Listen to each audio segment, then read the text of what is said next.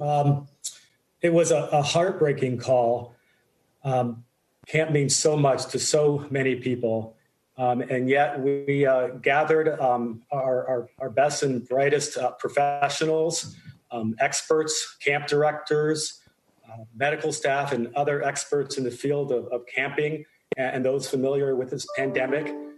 And after going through weeks of consultation and conversations, we came to a decision that the risks associated with COVID-19, both the known and the unknown risks, really pose a threat to our most sacred covenant with our families and all those who we serve, which is the physical and emotional health and safety of our participants, both at our camps and along with their communities back at home.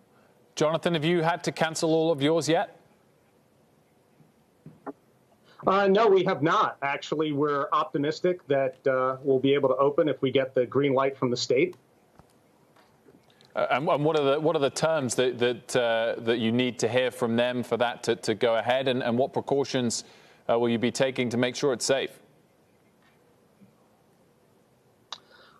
We're actually working on that right now. I've been spending the entire day developing the protocols to try to make camp as safe as possible.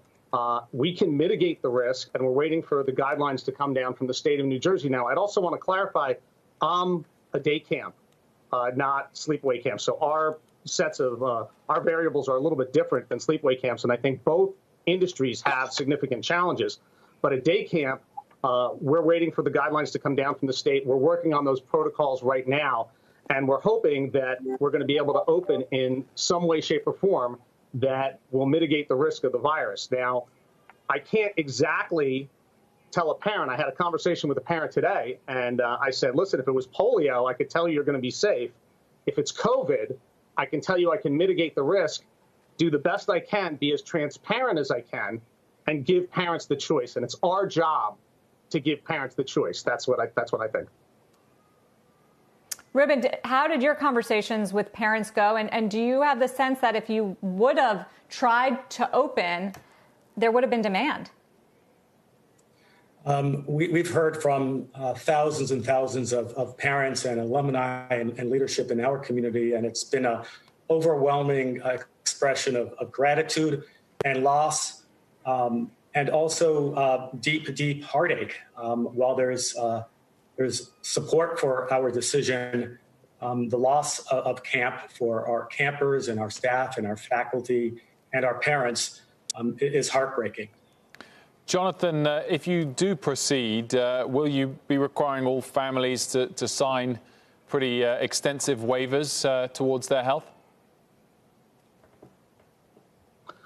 We're going to take a look at that. If we do proceed, we're going to follow whatever protocols, again, that our local health departments put out.